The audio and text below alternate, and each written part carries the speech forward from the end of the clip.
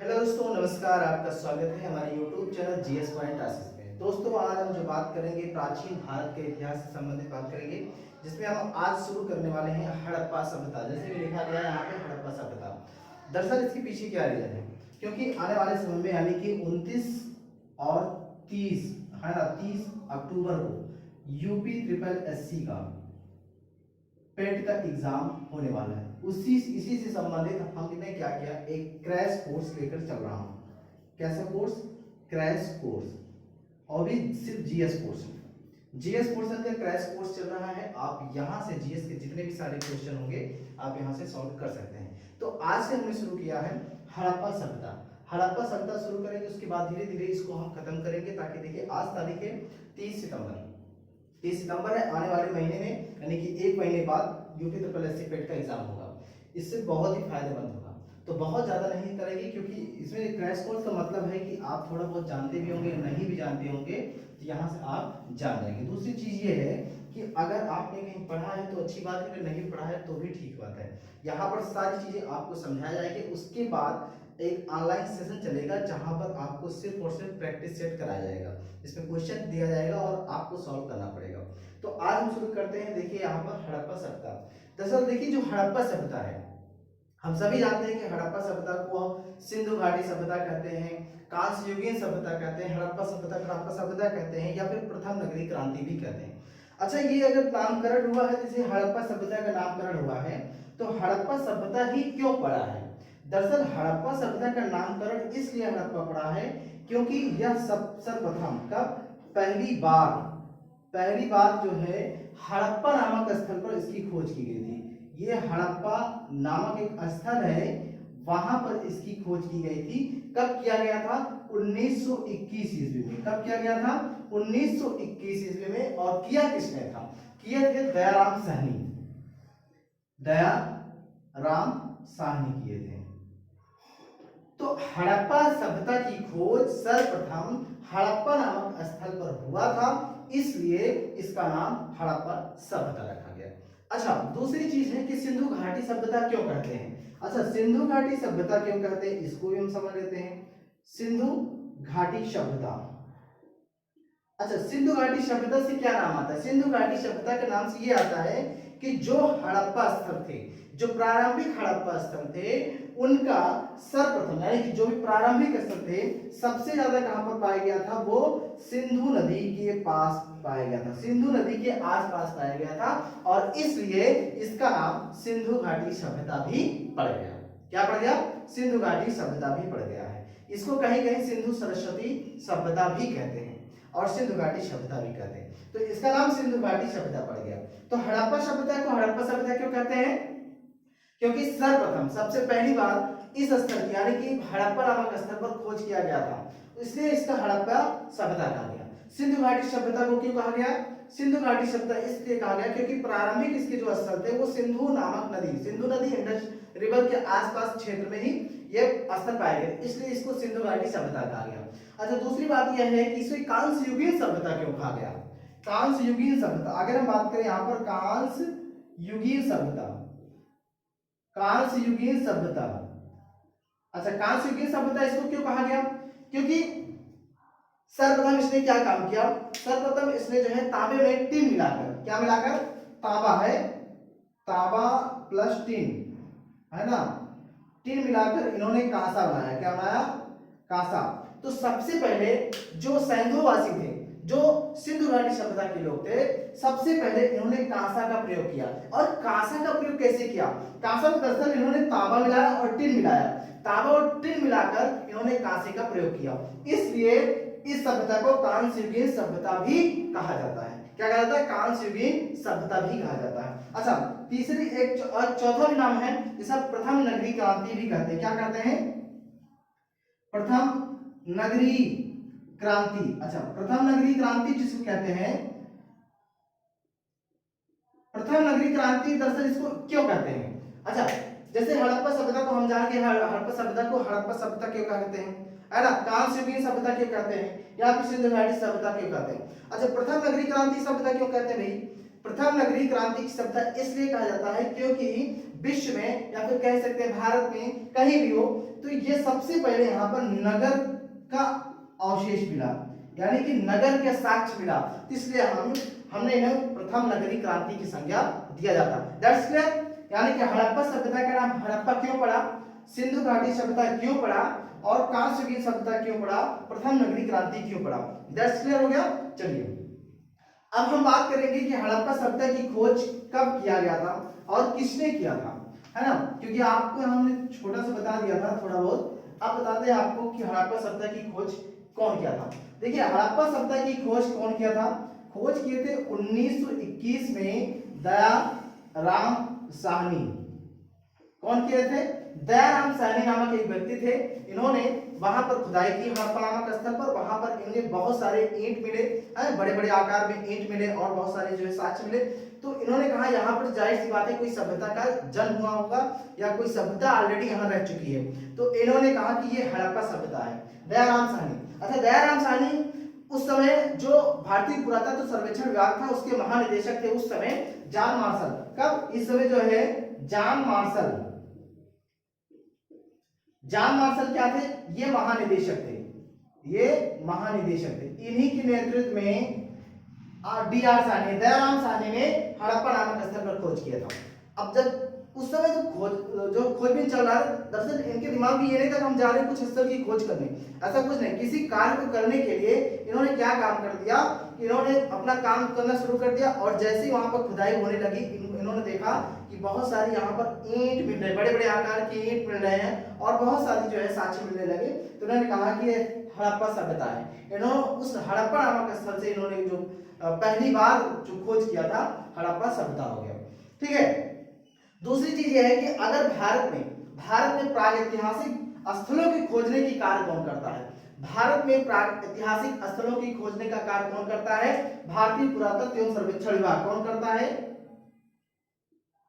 भारतीय पुरातत्व एवं सर्वेक्षण विभाग।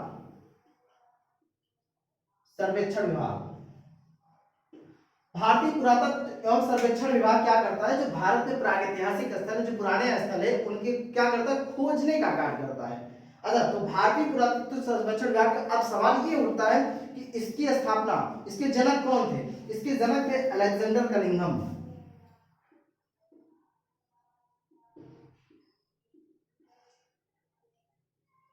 इसके जनक कौन थे, अलेक्जेंडर कनिंघम। इसके जो जन्मदाता थे अलेक्जेंडर कनिंघम थे। अच्छा, सवाल अब ये भी उठता है कि भारतीय पुरातत्व एवं सर्वेक्षण विभाग किसके शासन में या किसके काल में इसका जन्म हुआ या इसका नींव आया था, है ना। तो देखिए लॉर्ड कर्जन के समय में इसकी नींव पड़ी थी, लॉर्ड कर्जन के समय में इसकी नींव पड़ी थी। अब सवाल ये उठता है, अगर क्वेश्चन पूछता है कि भारतीय पुरातत्व सर्वेक्षण विभाग की नींव किसके काल में पड़ा था, लॉर्ड कर्जन के काल में पड़ा था। भारतीय पुरातत्व एवं सर्वेक्षण विभाग के जन्मदाता अलेक्जेंडर कनिंघम है। अच्छा, भारतीय जब हड़प्पा सभ्यता की खोज की गई थी उस समय भारतीय पुरातत्व एवं सर्वेक्षण विभाग के महानिदेशक कौन थे, जॉन मार्शल थे। उस समय खोज किसने किया था, डीआर साहनी यानी कि दयाराम साहनी। इन्होंने हड़प्पा सभ्यता की खोज की, हड़प्पा नामक स्थल से 1921 में खोज की थी। अच्छा, 1922 ईस्वी में राखाल दास बनर्जी, है ना, राखाल दास बनर्जी ने क्या खोज किया था, मोहनजोदड़ो खोज किया था। मोहनजोदड़ो नामक स्थल की खोज किया था। अच्छा, मोहनजोदड़ो हड़प्पा सभ्यता यानी जो हड़प्पा नामक स्थल है मोहनजोदड़ो स्थल है, ये दोनों कहां पे हैं, पाकिस्तान, वर्तमान में क्या है, पाकिस्तान में है ना। वहां पर अब 1922 में आर डी बनर्जी यानी कि राखाल दास बनर्जी ने मोहनजोदड़ो की खोज की और 1921 में दयाराम साहनी ने हड़प्पा नामक स्थल की खोज किया था। बात समझ में आ गई। चलिए, तो हड़प्पा सभ्यता एक ऐसा मतलब जो हड़प्पा सभ्यता है दरअसल विश्व की एक प्राचीन सभ्यताओं में से एक है, यानी कि बहुत ही ज्यादा प्राचीन सभ्यता है। और इस सभ्यता का विकास सिंधु नदी, कौन सी नदी के, सिंधु नदी तथा इसके जो सहायक नदियां हैं इनके आसपास इस सभ्यता का विकास हुआ। देखिए पहले क्या था, प्रारंभिक में क्या था कि प्रारंभिक में जो सिंधु घाटी सभ्यता का जैसे नामकरण किया गया था उसमें क्या था कि ये सिंधु नदी के आसपास के क्षेत्रों में ही पाए जाते थे, जो स्थल पाए जाते थे। लेकिन धीरे धीरे जब इनकी खोज ज्यादा होने लगी, खोजबीन चलने लगा, तो क्या हुआ कि सिंधु नदी के अलावा जो इनकी सहायक नदियां हैं वहां से भी इन स्थलों को बड़ी मात्रा में पाया जाने लगा। इसलिए जो सैंडो सभ्यता है या सिंधु घाटी सभ्यता या हड़प्पा सभ्यता है, इनकी जो है सिंधु नदी और उसकी सहायक नदियों के आसपास इसको मिलता है। अच्छा, मोहनजोदड़ो कहाँ पर स्थित है? जैसे मोहनजोदड़ो कहाँ पर स्थित है भैया? ये जो है स्थित ये स्थित है पाकिस्तान में, पाकिस्तान के सिंध एरिया में। और हड़प्पा जो स्थित है वो साहिवाल जिले में है, साहिवाल पंजाब में है, पाकिस्तान में भी है ना, पाकिस्तान में है और साहिवाल जिले पंजाब में इसकी खोज। ठीक है, बात क्लियर? अच्छा अच्छा, हड़प्पा और मोहनजोदड़ो दोनों को मिलाकर पिग्गट महोदय, कौन? पिग्गट, पिग्गट महोदय बता रहा हूं।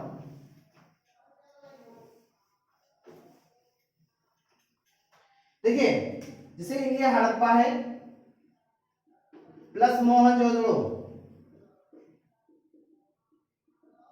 हड़प्पा प्लस मोहनजोदड़ो, इन दोनों को पिग्गट महोदय ने क्या कहा? जुड़वा राजधानी कहा है। क्या कहा है? जुड़वा राजधानी। किसने कहा भैया? पिग्गट महोदय, पिग्गट महोदय, पिग्गट महोदय ने क्या कहा है? हड़प्पा और मोहनजोदड़ो को मिलाकर एक जुड़वा राजधानी कहा है। कौन कहा है? पिग्गट महोदय ने। ठीक है, तो अब हड़प्पा जो नदी है, जो हड़प्पा है, ये जो हड़प्पा है ये रावी नदी, रावी नदी है ना, रावी नदी के किनारे है।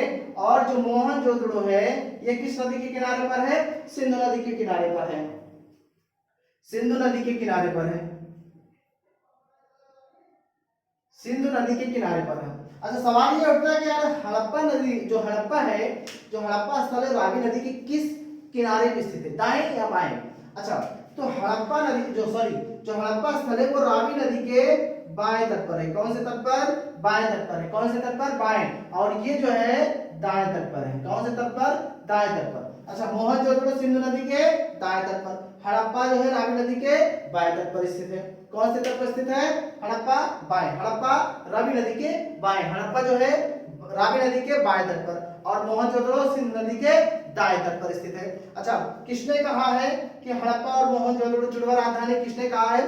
पिग्गट महोदय। किसने कहा है? पिग्गट महोदय ने कहा है। अच्छा, सिंधु सभ्यता का नाम सर्वप्रथम जॉन मार्शल ने किया था। कौन किया था? जॉन मार्शल ने किया था। ठीक है, अच्छा, अब इसके कुछ कार्यक्रम का निर्धारण कर लेते हैं। जैसे कार्यक्रम का निर्धारण क्या है? अब तो हम तो ये जान के इसका नामकरण कैसे, उसकी खोज कैसे की गई, है ना। अब हम ये जान लेते हैं कि इसका जो कालक्रम निर्धारण किया गया है, कैसे निर्धारण किया गया है। देखिए, इनको जो है इनका जो कार्यक्रम निर्धारण किया गया है, दरअसल कार्बन डेटिंग 14 से निर्धारण किया गया है। कार्बन डेटिंग 14 से निर्धारण किया गया है और जो सर्वाधिक मान्य है वो जो है वो 2300 ईसा पूर्व से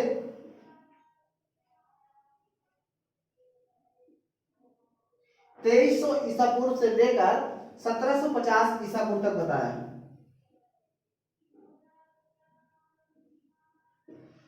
सर्वाधिक मान्य रेडियो कार्बन 14 से जो है इसकी खोज की गई। एक प्रकार से जो ये रेडियो कार्बन है ना, एक प्रकार से आयु का, उम्र का पता लगाता है कि कितने साल पुराने हैं, कितने साल पुराने, इस उम्र का पता लगा रहा है ना। तो 2300 से लेकर 1750 ईसा पूर्व पुराना बताया। किसने बताया है? इसको बताया है डॉक्टर धर्मपाल अग्रवाल। किसने बताया है? डॉक्टर धर्मपाल अग्रवाल। किसने बताया भैया? डॉक्टर धर्मपाल अग्रवाल ने बताया है। अच्छा, डॉक्टर धर्मपाल अग्रवाल ने क्या बताया है? 2300 ईसा पूर्व से लेकर 1750 ईसा पूर्व तक हड़प्पा सभ्यता का कार्यक्रम है। क्या है? कार्यक्रम नहीं, कालक्रम, है ना, यहां से लेकर यहां तक चला था। उसके बाद कुछ और भी लोग हैं जो उनका निर्धारण किए थे, जैसे 3250 से 2750, है ना, 3250 से लेकर 2750 ईसा पूर्व तक ये इन्होंने बोला था जॉन मार्शल। इसको बोले थे जॉन मार्शल। जॉन मार्शल ने कहा कि 3250 से लेकर 2750 तक इसका कार्यक्रम है। क्या है? कालक्रम है। इसी तरह एक लोग और हैं, इन्होंने 2500 से 1500 ईसा पूर्व बोला था, 2500 से 1500।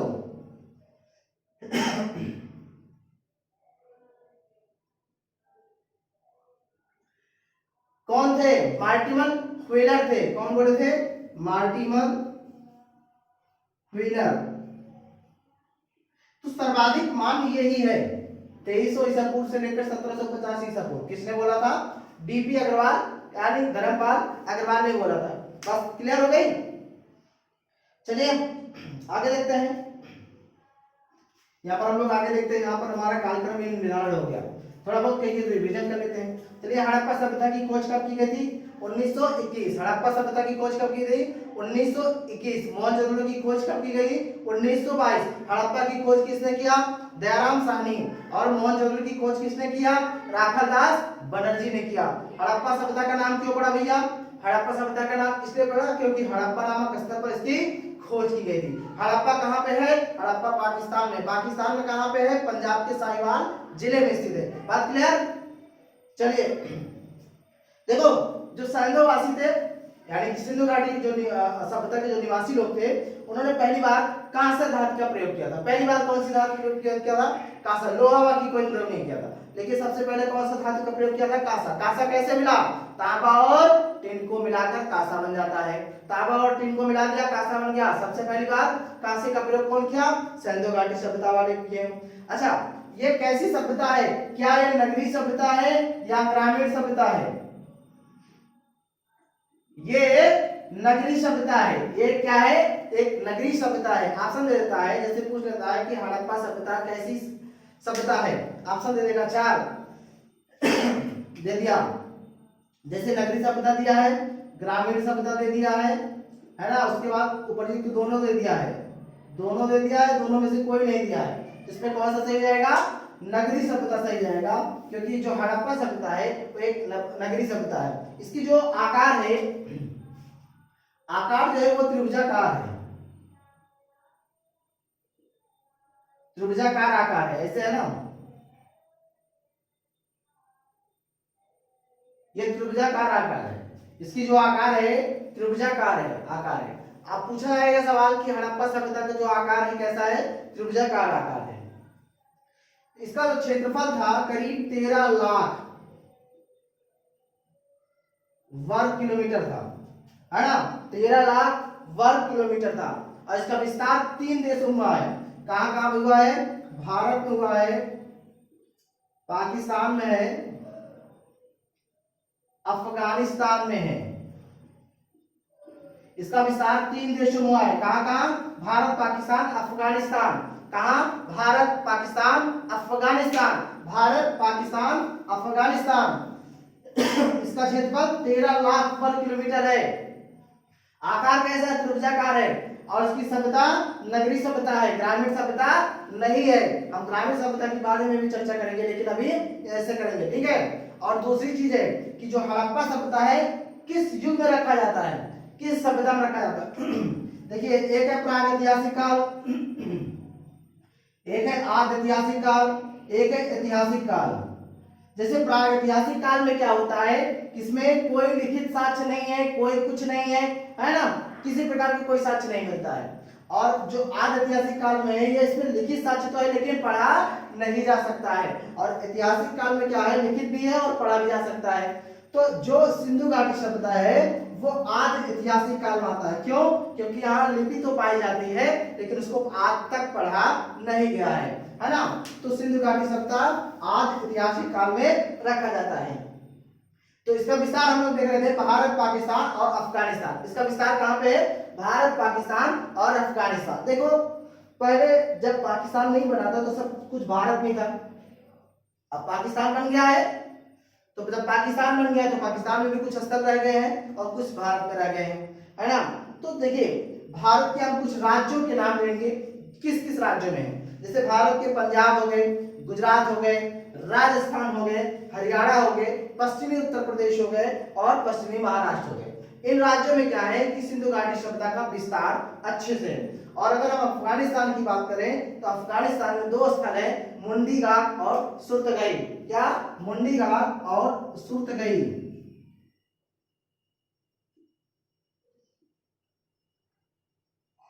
ये दो स्थल कहां पे है? अफगानिस्तान में है। अफगानिस्तान में मुंडी घाट और सुर्तगई है। ठीक है, तो ये जो है 3 स्थल पाए गए हैं। चलिए थोड़ा इसको हम इसके दिशाओं में ध्यान लेते हैं कि कौन कौन सी किस दिशा में है ना।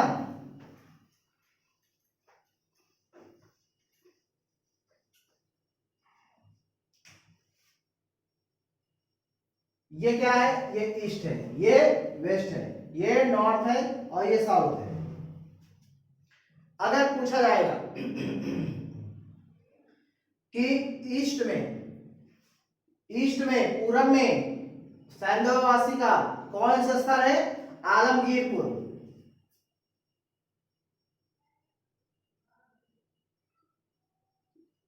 आलमगीरपुर। अच्छा, आलमगीरपुर कहां पे है भैया?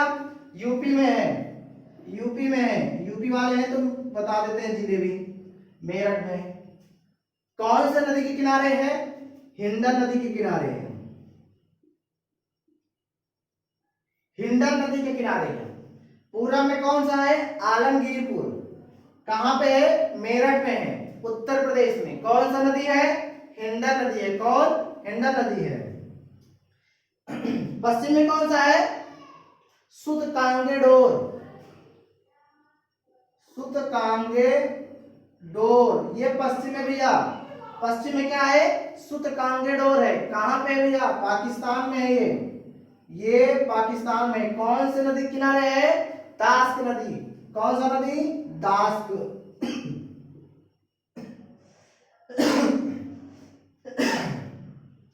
कौन सा नदी? दास्क नदी। चलिए उत्तर की तरफ चलते हैं। उत्तर में है मांडा। मांडा कहां पे है? कश्मीर में है। मांडा कश्मीर में है। कश्मीर बोले भारत में। कौन सी नदी किनारे? चिनाब नदी के किनारे। कौन सा? चिनाब नदी। चिनाब नदी है ना। साउथ में क्या है? दायमाबाद। दायमाबाद कहां पे है? ये महाराष्ट्र में है। महाराष्ट्र में है। कौन सा नदी भैया? गोदावरी नदी।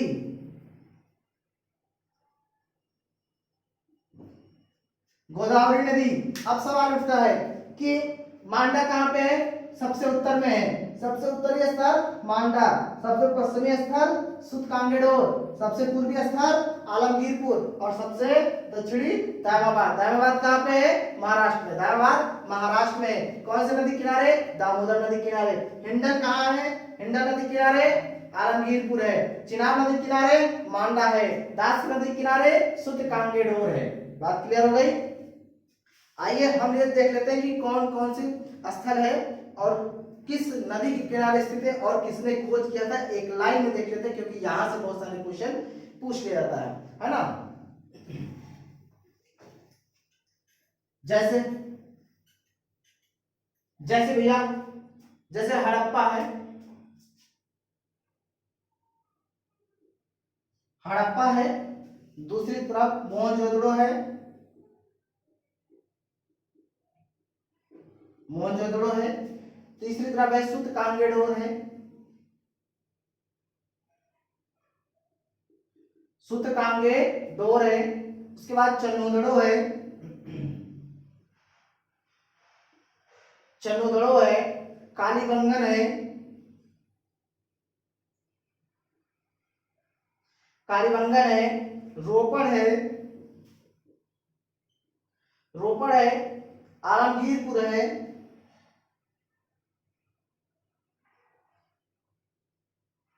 आलमगीरपुर है और धौलावीरा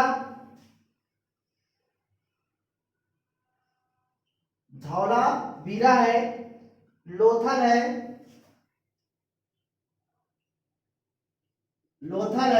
और उसके बाद रंगपुर है।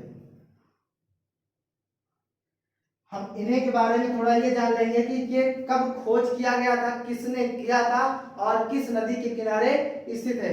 जैसे लोथल है, लोथल है, लोथल भोगवा नदी के किनारे है। कौन सा नदी? भोगवा नदी के किनारे है। कौन सी नदी? भोगवा। खोज किया किसने किया था? S R Rao, S R Rao ने किया था। कब किए थे? 1967-68 में। 1967-68 में। कहां पे है ये भैया? गुजरात में। क्लियर? लोथल कौन सी नदी पे? भोगवा नदी। किसने खोजा? एस आर राव ने। कब खोजा? 1967-68 में। कहां पर है? गुजरात में। हड़प्पा बताओ, हड़प्पा कौन सी नदी पे है? रावी। किसने खोजा? D R Sahni. D R Sahni, Dayaram Sahni. कब खोजा? 1921 में। कहां पर है? पंजाब में। कौन सा पंजाब? पाकिस्तान के पंजाब में। पाकिस्तान के पंजाब में, है ना। हड़प्पा कहां पे है? रावी नदी किनारे है। अच्छा, रावी नदी कौन से बाएं या दाएं तट पर? बाएं तट पर है। कौन खोजा है? दयाराम साहनी। कब? 1921 में। कहां पर है? पंजाब में। पंजाब कौन सा जिला? साहिवाल जिला, है ना। कहां पर? पाकिस्तान में। मोहनजोदड़ो कौन सा नदी किनारे है? सिंधु, सिंधु नदी। खोजा किसने? R D Banerjee. कब खोजे? 1922। ये कहां पे है? ये सिंध में है। सिंध क्या है? सिंध एक प्रांत है। किसका? पाकिस्तान का। तो ये पाकिस्तान में है। मोहनजोदड़ो, सिंधु नदी।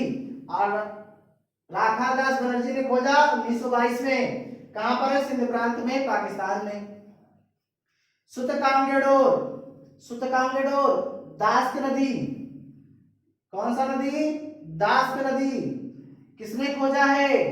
अर्नस्टाइन ने। किसने खोजा है? अर्नस्टाइन। अर्नस्टाइन ने इसको खोज किया है। और कब खोजा? 1927 में। और है कहां पर? बलूचिस्तान में। और बलूचिस्तान कहां पर भैया? पाकिस्तान में। बलूचिस्तान कहां पर है? पाकिस्तान में। सुतकांगडोर की खोज कब की गई? 1927 में। कौन सा नदी किनारे? दास नदी के। किसने खोजा? अर्नस्टाइन ने। कहां पर है? बलूचिस्तान, पाकिस्तान में। तो देखो, जब हम बनाए थे दिशाओं को लेकर, ईस्ट में, नॉर्थ में, वेस्ट में, साउथ में। अब सुतकांगेडोर कहां पे था? पश्चिमी में। सुतकांगेडोर पश्चिम में था। पश्चिम में यानी कि बलूचिस्तान से लेकर था। पूरब में कहां तक था? आलमगीरपुर तक था, यानी कि पश्चिमी यूपी तक था। पश्चिमी यूपी तक था। बलूचिस्तान से पश्चिमी यूपी तक था। इधर देखिए, मांडा जम्मू कश्मीर, इधर दयाबाद महाराष्ट्र तक फैला है। ठीक है। अब देखो, चन्नूदड़ो, चन्नूदड़ो किस नदी के किनारे है? चन्नूदड़ो सिंधु नदी, सिंधु नदी के किनारे स्थित है। खोज किसने किया था? मैके ने। मैके नामक व्यक्ति ने इसकी खोज किया था। कब किए थे? 1925 ईस्वी में किए थे। और ये है कहां? ये भी पाकिस्तान में है, वो भी सिंध प्रांत में। सिंध प्रांत में है, पाकिस्तान में है ना। उसके बाद कालीबंगन देखते हैं। कौन से नदी किनारे है? घग्गर नदी किनारे है। खोजा किसने है? अमलानंद घोष। ए घोष, अमलानंद घोष ने इसको खोजा है। कब खोजे भैया?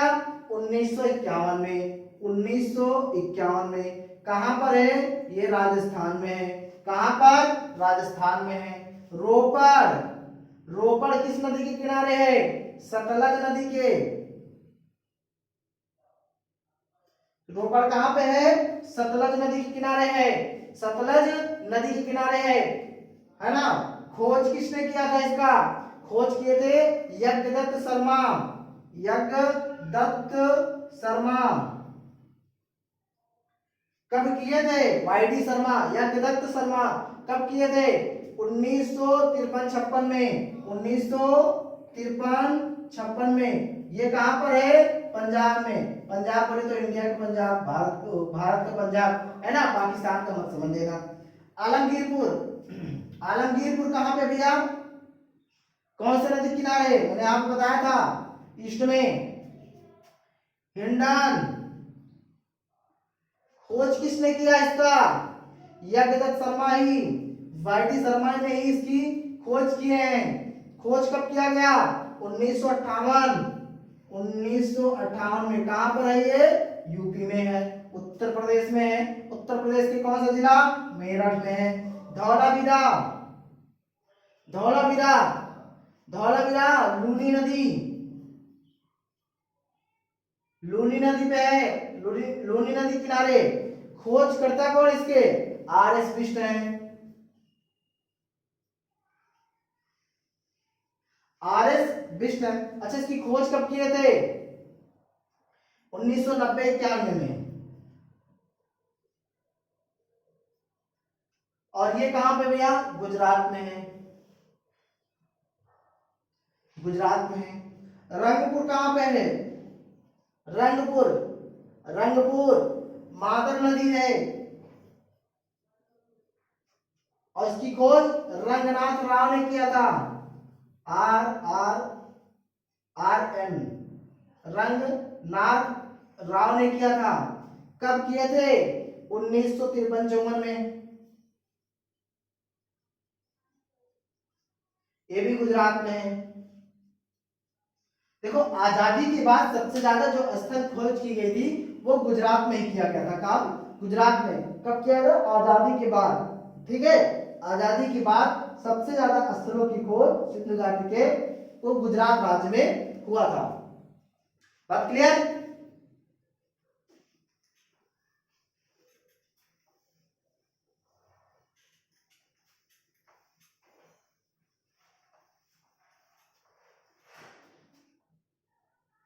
चलिए कुछ ऐसे स्थल देख लेते हैं जो भारत के राज्यों में है और कहां पर है। जैसे जम्मू कश्मीर में कौन सा स्थल है? मांडा है। आपको हम बताते जाते हैं, आप वहां पे नोट करते चलिएगा। जम्मू कश्मीर में कौन सा स्थल है? मांडा है। कौन सा स्थल? मांडा, मांडा। कौन सा स्थल? मांडा। कौन सा? मांडा। किस नदी किनारे है? चिनाब नदी। ये कौन सा स्थल है? सबसे उत्तरी स्थल है मांडा। पंजाब में कौन कौन सा स्थल है? पंजाब में है ना, पंजाब में, पंजाब में देखिए, देखिए रोपड़ है, संघोल है, रोपड़ है, संघोल है, ढेर माजरा है,